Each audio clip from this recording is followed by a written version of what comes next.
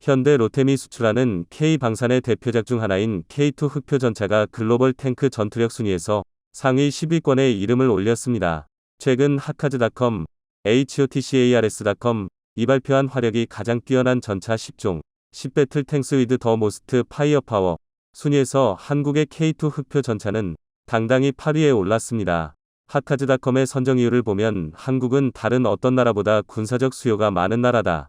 전투 탱크 부문에 있어서는 수년 동안 K2 흑표를 보유해왔기 때문에 어떤 군사적 도전에도 충분한 대응이 가능했다. 특히 K2 흑표의 화력과 방어 시스템은 세계 최고 수준이다 라고 평가했습니다. 이어 K2 흑표는 전설적인 M1 에이브럼스 전차 모델에서 파생됐다. M1 에이브럼스 전차는 미국 전차의 자부심이자 역사상 가장 뛰어난 전차 중 하나라고 설명하면서 다음과 같이 덧붙였습니다. K2 흑표 전차는 분당 10발을 3분 동안 쉬지 않고 발사할 수 있는 현대 위아 120mm 55 구경 연구포를 장착하고 있다. 또한 장갑차와 헬기를 쉽게 처리할 수 있는 화학에너지탄을 사용하고 있다. 또한 K2 흑표는 전투관리 시스템을 가지고 있어서 아군 전차와 상태를 공유할 수 있다. 메시지만 보내면 언제든 지원을 받을 수 있다. 특히 분당 10발을 3분 동안 쉬지 않고 발사할 수 있는 연사력은 얼마 전 있었던 폴란드 대통령 앞에서의 첫 실전 사격에서도 유감없이 발휘됐습니다. K2 전차는 현대 위아 120mm 55 구경 연구포를 장착하고 있고 12.7mm K6 기관총과 7.62mm 통축 기관총도 탑재되어 있습니다. K2 흑표는 지난 1995년 개발이 시작돼 2014년부터 우리 군에 실전 배치됐고 지난해 12월에 폴란드 수출이 결정돼 1차 수출 규모는 약 180대, 약 3조 5천억 원에 이릅니다. 현대로템은 오는 2025년까지 1차 공급을 마친 후 폴란드형 K2 전차인 KPL 800여 대 추가 공급할 계획인데요. 지난 3월 K2 전차에 대한 실사격 훈련은 폴란드 동북부 오르지스 훈련장에서 열렸습니다. 폴란드는 한국의 K9 자주포 1차 물량이 현지에 도착했을 때에도 이례적으로 고위 정치권 인사들이 K9 자주포를 실은 선박이 도착한 부두까지 마중을 나와 환영 행사를 열 정도로 한국에서 온 신형 무기들에 대해 각별한 관심을 보였는데요. 이날은 안제이 두다 폴란드 대통령이 직접 참관해 K2 전차의 실사격 훈련을 지켜봤습니다. 폴란드군은 4대의 K2 전차를 투입해 1.2km부터 2.7km에 떨어진 다양한 표적 대부분을 명중시켰는데요. 특히 2.5km와 2.7km 장거리 표적을 명중시키자 찬사가 터져나왔습니다. 이번 사격에는 지난해 우리나라에서 6주간 교육을 받고 귀국한 폴란드군 요원들이 투입됐습니다. 두다 대통령은 이날 마리우시 브와슈차크 폴란드 부총리 겸 국방장관과 함께 사격장을 찾았고 브와슈차크 장관과 함께 K2 전차 위에 직접 올라 16기갑사단 참모로부터 직접 사격 관련 브리핑을 받고 실사격 훈련 과정을 참관했습니다. 사실 이날 행사에 두다 대통령 참석은 예정돼 있지 않았습니다. 그런데 대통령의 참석이 갑작스럽게 결정되면서 행사 비중이 커졌지만 K2 전차의 위력은 문제없이 발휘되었습니다. 폴란드 두다 대통령은 이날 K2 전차와 K9 자주포를 배경으로 찍은 자신의 사진까지 트위터에 올리며 2025터부터 2039년 폴란드군의 주요 개발 방향과 국가 방어 정책 결의안에 서명했다고 밝혀 한국 방산에 대한 큰 관심을 표했습니다. 앞서 두다 대통령은 지난해 12월 K2 전차 10대와 K9 자주포 24문 등 초도 물량이 도착했을 때 수도 바르샤바에서 차량으로 4시간 걸리는 폴란드 북부 그디니아 해군 기지까지 직접 달려가 환영 행사를 열었는데요. 전력화 행사가 아닌 해외 무기 초도분 도입 행사에 군 통수권자까지 참석한 것은 세계적으로 유례를 찾기 힘든 일이었습니다. 러시아의 우크라이나 침공 이후 폴란드가 느끼는 위기감과 한국산 무기에 대한 기대감이 그만큼 컸다는 이야기입니다. 당시 두다 대통령은 현대식 장비를 갖춘 군만이 러시아 제국의 야망과 잔인함을 막을 수 있다. 러시아의 침공과 우크라이나 전쟁 국면에서 한국 무기의 신속한 인도는 매우 중요하다고 강조했습니다. 그리고 이날 폴란드에서 K2 전차의 실사격이 이뤄진 뒤 K2 전차 제조업체인 현대로템과 폴란드 최대 국영 방산업체 PGZ, WZM 등 3사는 컨소시엄 구성에 합의하는 계약서에 서명했습니다. 이를 컨소시엄 3사는 폴란드 국방부와 2차 사업계약 협상을 하게 되는데요. 폴란드군이 도입할 K2 전차는 총 1000대에 달합니다. 이 중 180대는 한국군이 도입 중인 것과 똑같은 형이지만 나머지 820대는 폴란드형 K2PL으로 업그레이드된 것입니다. 여기에는 한국군 K2 전차에는 없는 원격 조종기관 총탑, RCWS, 적 대전차 미사일 로켓을 요격하는 능동방어 체계 APS 등을 장착하게 됩니다. 또한 820대 중 320대는 한국에서, 나머지 500대는 폴란드 현지 생산이 추진됩니다. K2 전차는 최근 노르웨이 전차 사업에서 독일 레오파르트 2 전차의 고배를 마셨지만 아이러니하게도 K2 전차의 명성은 오히려 더 높아졌습니다. 우리 K2 전차와 세계 최강이라는 평가를 받아온 독일 레오파르트 A7 전차는 노르웨이 전차 사업에서 치열한 경합을 벌여오다 올해 초 독일제로 결정됐는데요. 노르웨이 국방물자청은 최근 디브리핑, 즉 사업 결정 배경과 내용 등을 해당 업체에 설명해주는 브리핑을 통해 가격 면에서 K2가 우수했고 성능 면에서도 동등 이상의 평가를 받았다고 밝혔습니다. 즉, 노르웨이군에서는 K2 전차를 원했지만 독일과의 관계 등 정치적인 이유로 레오파르트를 선정했다는 이야기입니다. 한 소식통은 폴란드는 지난해 K2 구매를 결정할 때 K2가 레오파르트 EH1보다 우수하다는 노르웨이 전차 사업 평가 결과를 입수했던 것으로 안다고 전했습니다. 즉 노르웨이의 분석을 보고 폴란드는 K2를 서둘러 도입했던 것입니다. 우크라이나전을 통해 전차의 중요성이 새삼 부각되면서 평원지대가 많은 폴란드는 전차 장갑차 등 기갑부대 전력 증강에 박차를 가하고 있는데요. 동유럽 국가들은 과거에 사용했던 러시아 무기를 더 이상 사용하기 어렵게 되면서 미국을 포함한 서방 국가의 무기들로 전환하는 추세입니다. 폴란드 역시 전차 사업에서 당초 미국제 M1A2나 독일제 레오파르트 2 전차 도입을 적극 검토했지만 성능, 가격은 물론이며 빠른 납품까지 가능하다는 강력한 장점을 앞세운 한국의 K2 전차 대량 구매로 결정하게 된 것입니다. 폴란드가 도입할 미국 M1A2 전차는 240대로 우리 K2 전차의 4분의 1 수준입니다. 이처럼 폴란드를 비롯해서 한국 무기를 구매하는 나라들이 늘어나자 이제는 미국, 독일 등이 한국 무기에 대한 견제를 강화하고 있다는 후문입니다. 냉전 이후 무기 생산 라인이 크게 약화됐던 독일이 우크라이나전을 계기로 본격적인 방위산업 재가동에 나선 것도 우리에게는 도전 요소입니다. 따라서 이제 한국은 폴란드를 유럽의 방산 수출 거점으로 삼아 제3국 시장 진출을 적극 추진하고 있습니다. 부하슈차크 국방장관도 지난해 11월 한 폴란드 방산 협력 컨퍼런스에 참석해 한쫄 방산 협력을 통해 양국 방산업계는 공동으로 제3국 시장 진출이 가능하게 될 것이라고 말해 이를 확인시켜줬습니다. 폴란드는 지난해 한국 방산업체들과 K2 전차 1000대, K9 자주포 672문, FA50 경공격기 48대, 천무다연장 로켓 288문 등에 대한 수출 계약을 체결했는데요. 폴란드 무기 수출은 2030년대 초중반까지 단계적으로 이뤄질 예정입니다. 폴란드와의 1차 계약은 120억 달러, 약 15조 6천억 원 수준이지만 탄약과 후속 군수 지원 등 전체 물량을 포함하면 총 규모는 400억 달러, 무려 52조 원에 이르는 막대한 금액입니다. 그리고 5월 22일 현대로템은 폴란드의 K2 전차 7대를 추가로 인도해 이번에도 납기를 칼같이 지켰습니다. 마리우시 블라슈차크 폴란드 부총리 겸 국방부 장관은 지난 19일 트위터를 통해 한국의 또 다른 K2 촉표 전차가 오늘 그드니아 항구에 도착했다. K2 전차는 기계화 부대로 이동할 것이라고 밝혔습니다. 현대로템은 작년 8월 폴란드 군비청과 K2 전차 수출을 위한 1차 이행 계약을 체결했고 오는 2025년까지 K2 전차 180대를 공급하게 되는데요. 초도 물량 10대를 인도한 이후 지난 3월 1차 공급 물량 일부인 5대를 조기 납품했고 2개월여 만에 7대를 또다시 인도한 것입니다. 지금까지 폴란드에 공급한 K2 전차는 총 22대입니다. 이렇듯 한번 계약하면 납기일은 물론 모든 약속을 철저히 이행하다 보니 해외에서 한국산 무기에 대한 신뢰도는 더욱 높아지고 있습니다. 폴란드와의 방산 빅딜로부터 반년 이상 지난 지금 수출 계약의 이행 현황은 어떨까요? 납기의 민족 한국은 역시나 차질 없이 납품을 진행하고 있습니다. 상대역인 폴란드 역시 호흡을 맞춰주고 있는데요. 한국은 지난달 말 K9 자주포의 3차 인도분을 선적함으로써 K9 계약의 1단계 총합 48문 납품을 벌써 마무리했습니다. 계약 2달 만에 1차분을 보내더니 계약 반년 만인 지난달 2차분과 3차분은 한 달 간격도 안 되는 사이에 보내서 3차분 선적 뉴스가 나왔을 땐 2차분은 도대체 언제 보냈냐는 반응이 나왔었죠. 폴란드는 이렇게 받은 K9을 현지에서 테스트한 후 기계화 사단에 편입시켜 러시아 국경선으로 배치하고 있습니다. 국방기술품질원에서 공개한 이 영상은 생산된 K9이 수출되기 전 어떤 테스트 과정을 거치는지 잘 보여주는데요. 급제동, 제자리 회전, 포탑 구동, 자동 장전 시스템 등의 상태를 점검하는 모습이 담겨 있습니다. 특히 급제동 테스트는 제조사인 한화 에어로스페이스의 K9에 대한 신뢰와 자부심을 잘 보여주는데요.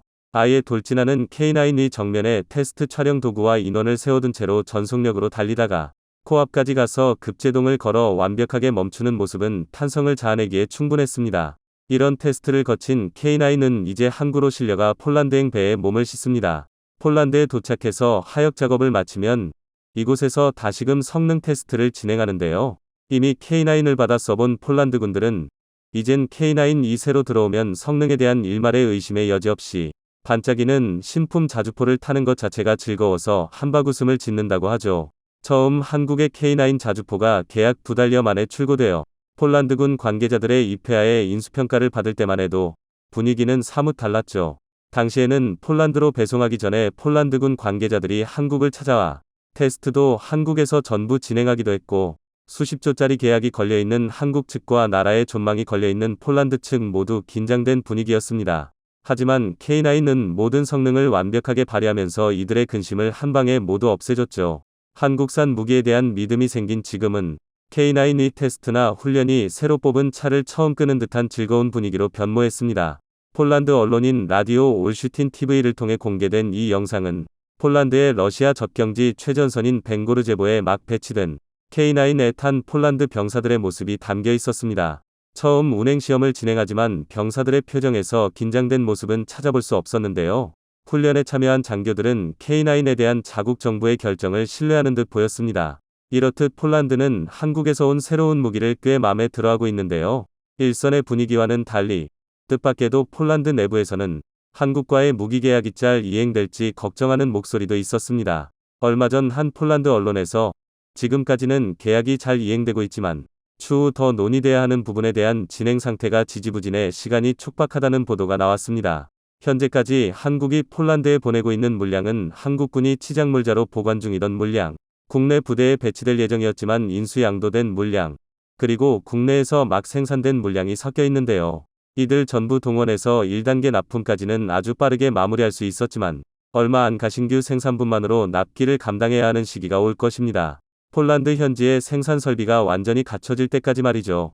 그래서 폴란드의 생산 기지를 가능한 한 빠르게 지어내야 하는데 문화적 차이나 이해 당사자 간 관계 때문에 현지 제도나 기존 업체들과 협의하는 기간이 늘어지고 있다는 것을 이 보도에서는 우려하고 있었습니다. 해당 매체는 늦어도 9월 전까지는 이러한 사전 작업들이 마무리되고 현지 생산 공장의 건설이 시작되어야 할 것이라고 말했는데요. 이러한 우려에 들린 말은 없는 만큼 한국도 이를 극복하기 위해 백방으로 뛰는 노력을 하고 있습니다. 대표적인 것이 K9을 구매한 적이 있는 국가의 관련자들을 모아서 이야기를 하는 자리를 갖는 K9 유저 클럽 행사죠. 작년 창원 K9 제작 공장에서 열린 K9 유저 클럽은 올해는 노르웨이 나르비크에서 열렸습니다. 한화 에어로스페이스 주관하에 K9을 운용하는 6개국이 모여 K9의 운용, 유지보수, 교육 등에 대한 경험과 지식과 노하우를 공유하곤 하는데요. 노르웨이의 콩스버그와 호주의 CBG 등 방위산업체도 참석해 K9 관련 기술의 협업을 선언했습니다. 한화 에어로스페이스의 유럽 사업 개발 책임자인 파시비르타는 K9 사용자들은 서로 배울 수 있고 K9 자주포를 운용한 경험과 노하우를 공유하여 장비를 최대한 활용할 수 있다. 그런 점에서 K9 유저 클럽은 K9 시스템의 가장 최적화된 운용과 지속성 교리를 찾는 장 역할을 한다고 밝혔습니다. 폴란드는 계약 규모가 규모인 만큼 이러한 사소한 잡음 하나 없는 것이 오히려 이상하기도 하고 한국은 동남아나 중동, 아프리카 등에서 폴란드보다 훨씬 칠가다롭고 귀찮은 상대와도 거래해본 경험이 있습니다. 폴란드의 걱정과는 다르게 한국은 노련하게 이 장애물을 뛰어넘고 진정한 의미의 빅딜을 완수해낼 수 있을 것입니다. 중동의 역사상 처음으로 한국 땅이 생겼다 라며 대대적으로 보도했는데요. 세계에서 천연자원이 가장 많은 이곳에 한국 땅이 생기면서 한국인들이 한순간에 벼락부자가 됐다는 보도도 나와 화제가 되고 있습니다. 지금부터 이 놀라운 소식, 최고 수익률에서 여러분들에게 전해드리겠습니다. 아랍에미리트는 7개 토후국으로 구성되어 있습니다. 토후국은 아랍에미리트 연방정부와는 별도로 독자적인 관할구역과 영내 관할권을 보유하고 있어 준독립국에 가깝습니다. 연방정부의 역할은 군사와 외교 분야 등 일부에 불과하며 대부분의 권한은 토후국이 자치적으로 행사하고 있죠. 아랍에미리트에서 가장 큰 토후국이 바로 아부다비 토후국, 그 다음이 두바이 토후국, 자, 그리고 세 번째로 큰 곳이 바로 샤르자 토후국입니다. 1727년 알 카시미, AI 카시미, 가문이 토후국이 되었고 1820년 영국의 보호령이 되었다가 1971년 아랍에미리트의 일원이 되었습니다. 두바이가 성장하면서 샤르자도 덩달아 성장했는데 두바이가 급속히 성장하면서 도심 지역의 임대료도 하늘 끝까지 치솟을 지경이 되자 두바이에서 거주하기 힘들어진 외국인 노동자들이 샤르자로 모여들어서 샤르자시와 그 근교 일대가 베드타운으로 성장했기 때문입니다.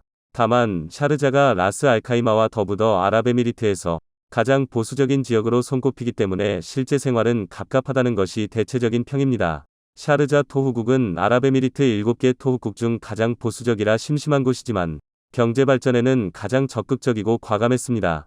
도로와 철도부터 모든 인프라와 최고층 건물들, 심지어 메타버스 등 최첨단 기술들도 한국에 모조리 맡겨 사실상 제2의 한국을 건설하겠다는 파격적인 발표를 했습니다. 땅과 건물 심지어 통신, 디지털 인프라 기술 등 모두 한국에 맡기는 등 나라 전체를 한국의 통째로 맡기겠다는 것입니다. 아랍에미리트, UAE, 토후국 중 하나인 샤르자의 왕자가 네이버 제2사옥 1784를 방문해 폭탄 발표를 했습니다. 네이버는 12일 셰이크 사우드 술탄 빈 모하메드 알 카시미 왕자 등 샤르자 왕실 고위 대표단 일행이 이날 1784를 찾았다고 밝혔습니다. 이번 방문은 샤르자가 국가 차원으로 추진 중인 디지털 전환에서 한국과의 협력 가능성을 모색하기 위해 성사됐습니다. 어릴 적 방한 경험이 있는 셰이크 사우드 왕자는 디지털 인프라 구축을 총괄하는 샤르자 디지털청의 청장을 맡고 있기도 합니다.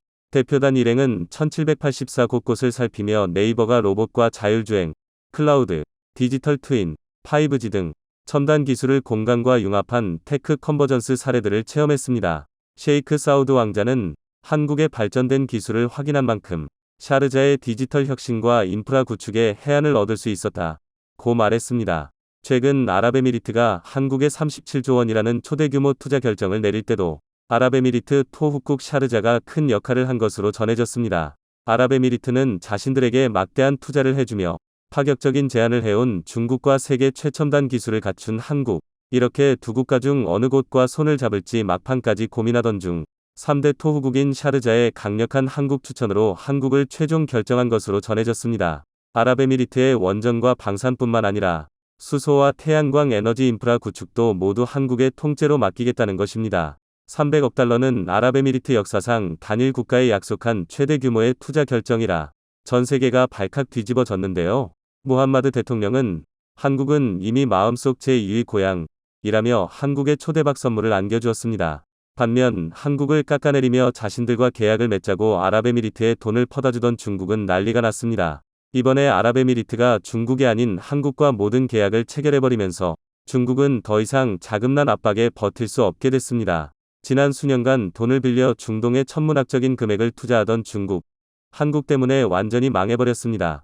월스트리트저널 WSJ은 많은 중국인이 올해 들어 부채 상환에 집중하기 시작했다며 차입자들이 지출과 투자를 줄이고 부채를 갚으면서 디레버리징이라는 고통스러운 과정에 직면할 것이라고 11일 현지 시간 보도했습니다.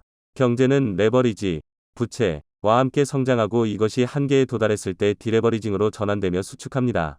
과거 일본, 미국 등 다른 나라는 디레버리징에 실패하며 위기를 겪었습니다. 일본에서는 1980년대와 1990년대 부동산 거품이 붕괴하면서 차입자들은 낮은 금리에도 돈을 빌리지 않고 기존의 부채 상환에 집중해야 했습니다. 이후 일본 부동산 시장의 수요가 급감했고 디플레이션, 물가 하락이라는 악순환으로 이어졌습니다. 미국은 2000년대 서브프라임 모기지, 비우량 주택담보대출, 가 2009년 금융위기를 촉발했습니다. 맥킨지의 연구에 따르면 대공황 이후 45번의 디레버리징 과정에서 32번은 금융위기가 뒤따랐습니다. 이번에는 중국의 이 엄청난 위기가 닥친 것인데요. 중국이 이렇게 몰락위기에 처하자 한국에 충격적인 일을 벌였습니다. 삼성전자 반도체 공장을 통째로 복사한 반도체 공장을 중국에 설립하려 한 전 삼성전자 상무 A씨가 구속돼 재판에 넘겨졌습니다. 수원지검 방위사업 산업기술범죄수사부 박진성 부장검사는 산업기술보호법 위반, 부정경쟁방지법 위반 등 혐의로 A, 65C를 구속 기소했다고 12일 밝혔습니다. 또 A씨가 세운 중국 반도체 제조업체 직원 5명과 설계 도면을 빼돌린 삼성전자 협력업체 직원 1명 등 6명을 부전경쟁방지법 위반 등 혐의로 불구속 기소했습니다. A씨는 2018년 8월부터 2019년까지 삼성전자의 영업 비밀인 반도체 공장 배드, 베이직 엔지니어링 데이터와 공정 배치도, 설계도면 등을 부정 취득 부정 사용한 혐의를 받고 있습니다. 반도체 공장 배드는 반도체 제조가 이뤄지는 공간에 불순물이 존재하지 않는 최적의 환경을 만들기 위한 기술로 지난 수십 년 동안 중국이 이를 삼성과 똑같이 만들려 시도했지만 최근까지도 실패하며 천문학적인 돈을 날린 엄청난 기술입니다. 공정 배치도는 반도체 생산을 위한 핵심 8대 공정의 배치, 면적 등 정보가 기재된 도면으로 숫자로는 매길 수 없을 정도로 한국에는 너무나 소중한 기술입니다. 이들 기술은 30나노 이하급 D램 및 낸드 플래시를 제조하는 반도체 공정 기술로 국가 핵심 기술에 해당하죠. A씨는 중국 시안에 있는 삼성전자 반도체 공장과 불과 1.5km 떨어진 곳에 삼성전자 복사판인 또 다른 반도체 공장을 건설하기 위해 범행한 것으로 조사됐습니다. 다행히 대만의 전자제품 생산업체가 A씨에게 약정한 8조 원 투자가 불발되면서 공장이 실제로 건설되진 않았습니다. 하지만 A씨가 중국 청두시로부터 4,600억 원을 투자받아 만든 반도체 제조 공장이 지난해 연구개발, R&D, 동을 완공해 삼성전자 반도체 기술이 적용된 반도체 시제품을 생산한 것으로 알려졌습니다. A씨는 삼성전자 상무를 거쳐 SK 하이닉스 부사장을 지내는 등 국내 반도체 제조 분야에서 권위자로 손꼽혔던 인물입니다. 그는 중국의 반도체 제조 공장을 설립한 뒤 국내 삼성전자와 SK 하이닉스 인력 200명을 고용한 것으로 알려졌는데요.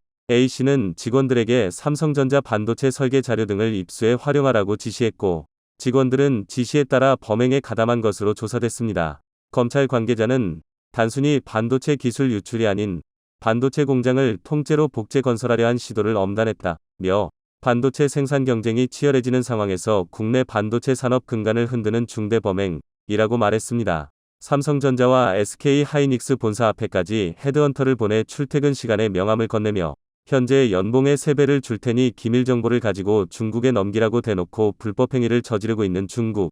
이러한 중국의 만행에도 한국에서 이러한 중대 기술 유출에 대한 처벌이 약하다는 지적이 나오고 있습니다. 기술 유출은 기업들이 막대한 시간과 돈을 들여 이뤄낸 성과물을 송두리째 도둑맞는 일로 매우 심각한 문제입니다. 손쉽게 큰 돈을 벌 수 있다는 유혹을 막으려면 엄중한 처벌이 필수입니다. 하지만 최근 8년간 기술 유출 범죄로 징역형을 선고받은 365명 중 80%인 292명이 집행유예였습니다. 기본 징역형이 1년터부터 3년 6개월로 양형 기준이 낮고 감경 사유도 많아서인데요. 미국은 연방법 간첩죄 조항에서 외국의 이익을 위해 기밀 정보를 사용하거나 산업 스파이 행위를 한 경우를 포함하고 있습니다. 법정 최고형은 징역 20년에 추징금 최대 500만 달러, 약 65억 5천만 원로 국내와 비교하기 어려울 정도로 형량이 높습니다. 국가 기밀을 권한 없는 자에게 전달하는 행위를 높은 수위로 처벌하고 있습니다. 산업계 관계자는 글로벌 첨단 기술을 선도하게 된 한국 기업들을 법이 제대로 발맞춰 지켜주지 못하고 있는 상황이라며 기술 유출 범죄는 해외 정도의 수위로 처벌해야 관련 범죄가 줄어들 수 있을 것이라고 말했습니다. 벼랑 끝에 몰린 중국은 최근 한국이 미국의 전략에 동조해 중국을 적대국으로 만든다면 과연 감당할 수 있겠느냐며 전쟁까지 운운했습니다. 중국이 한국을 향해 전쟁이란 단어까지 꺼내든 것은 이번이 처음인데요. 중국 관영 매체 글로벌 타임스는 중국과 한국은 가까운 이웃이며 서로 피할 수 없다. 중국은 한반도의 혼란과 한반도의 전쟁을 바라지 않는다. 라고 전했습니다. 드디어 중국이 칼을 빼들었습니다. 군사훈련을 통해 대만 주변에서 위력 시위를 벌이던 중국이 진먼섬을 향해 본격적으로 포격을 가하며 대만을 공격한 것인데요. 이에 대만 차이잉원 정부가 긴급 비상사태를 선언하면서 미국과 함께 중국 제압에 나서겠다고 강경 대응을 예고, 대만 해협을 사이에 두고 갈등이 폭발했다고 합니다. 낸시 펠로시 하원의장의 대만 방문, 이 방문의 후유증이 지속되고 있습니다. 특히 중국의 영린이라고 할 수 있는 펠로시의 대만 방문은 중국의 인내심을 시험하는 일이었는데요.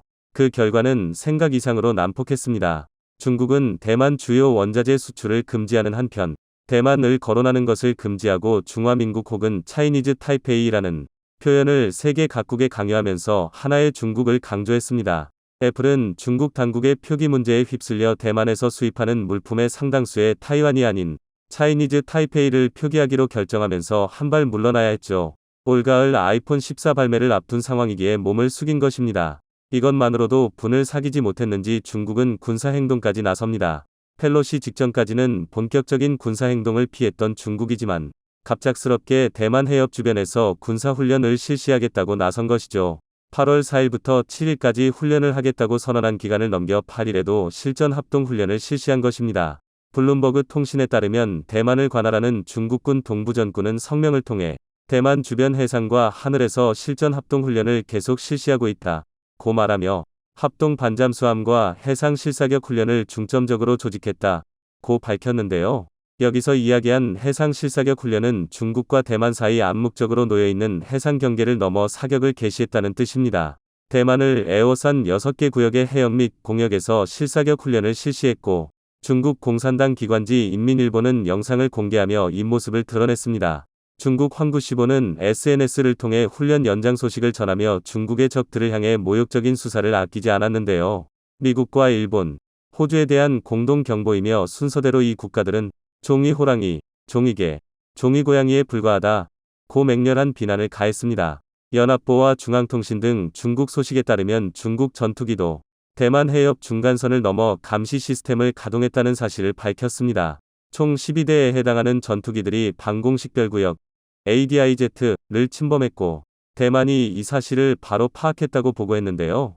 대만은 대만 중국 중간선을 월경한 전투기는 수호의 38대, 제216사대, 마지막으로 제211사대라고 밝히며 대만은 물론이고 미국도 중국의 동향을 주시하고 있다고 밝혔죠. 일각에서는 대만 정복 시뮬레이션을 벌인 것이 아니냐는 주장도 등장하는 만큼 훈련의 규모가 상당했는데요. 실제로 대만 해협 군사훈련과 별개로 중국 대륙에서도 군사훈련이 진행되었기 때문입니다. 중국 제73집단군 상륙여단이 대만을 마주보는 푸젠성 남부 해역에서 해상 돌파 훈련을 실시했는데요. 지휘 능력과 병종 간 합동작전 태세를 점검하는 자리라고 밝힌 이번 훈련은 노골적인 대만 침공 시뮬레이션 자리였습니다. 적 기갑부대와 후속 병력의 합류를 막고 병력을 신속하게 상륙하는 것을 중점으로 훈련이 진행.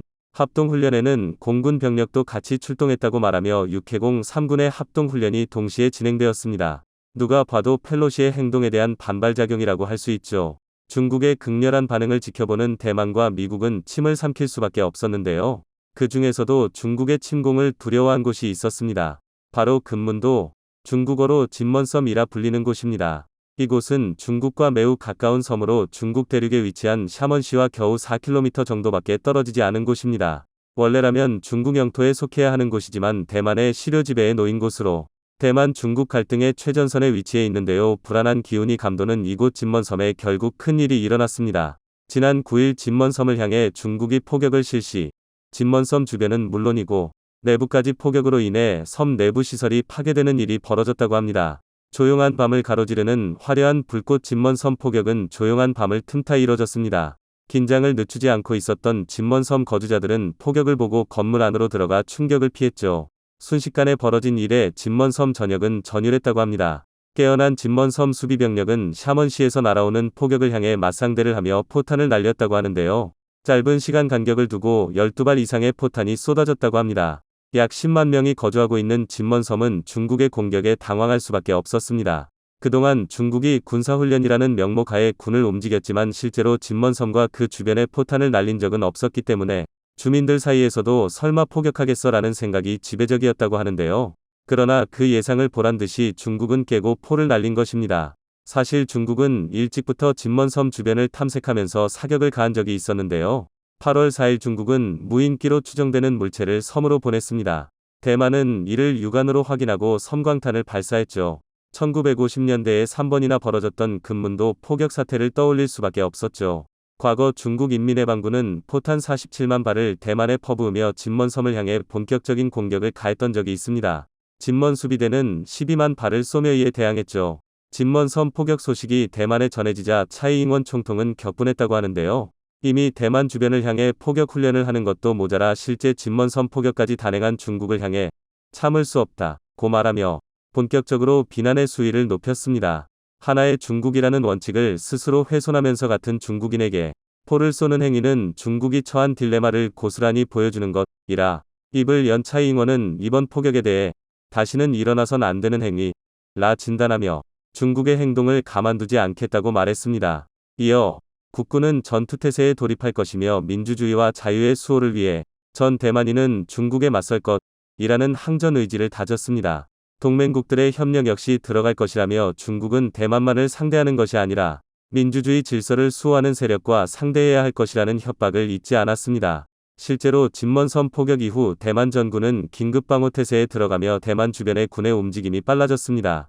이뿐 아니라 필리핀해에 배치된 로널드 레이건호를 이동 대만 해협 근처까지 이동한 것으로 밝혀졌는데요. 오키나와 미군 가데나 기지에서 전투기 4대와 공중급유기 2대가 출격, 대만 근처까지 이동했다는 소식이 들려오며 대만 중국의 충돌이 본격적으로 시작되는 것이 아니냐는 군사 전문가들의 우려 섞인 예측이 등장했습니다.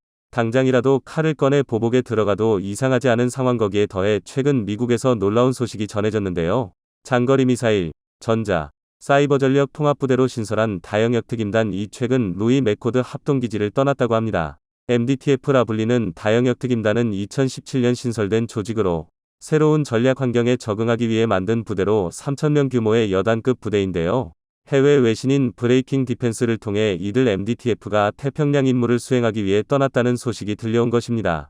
당연히 이들이 향한 곳은 대만일 수밖에 없는데요.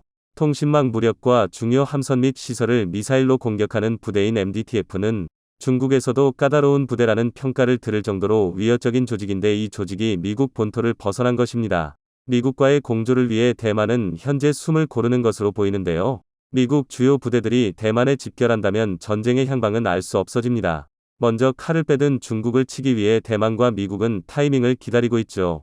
조만간 다가올 미국-중국 본격 대결에 앞서 미국 싱크탱크 전략국제문제연구소 CSIS는 시뮬레이션을 돌려 중국과 미국의 대결에서 누가 승리할 것인지를 분석했는데요. 핵무기 사용을 배제한 재래식 전투의 결과를 봤을 때 97%의 확률로 미국의 승리로 끝난다고 바라봤습니다.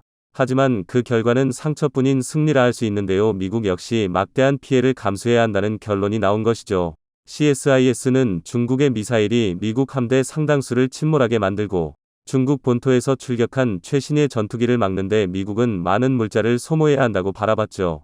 여러 가지 시나리오 가운데 미국이 그래도 손해를 덜 보는 상황에서 승리할 수 있는 유일한 길은 바로 한국의 개입, 한국의 강력한 해군과 미사일 투하가 뒷받침된다면 결과값에 상당한 차이를 줄 수 있다고 본 것이죠. 동아시아에서 무시할 수 없는 병력을 무장하고 있는 한국의 도움은 어떤 의미에서는 대만 중국 전쟁의 승패를 결정짓는 가장 중요한 승부처라 볼 수 있는 상황. 조만간 닥쳐올 하나의 중국을 위한 전쟁 속에서 한국이 현명한 선택을 하길 바라며 아나무인으로 세계에 민폐를 끼쳐온 중국이 무릎을 꿇길 기원해보겠습니다. 시청해주셔서 감사합니다.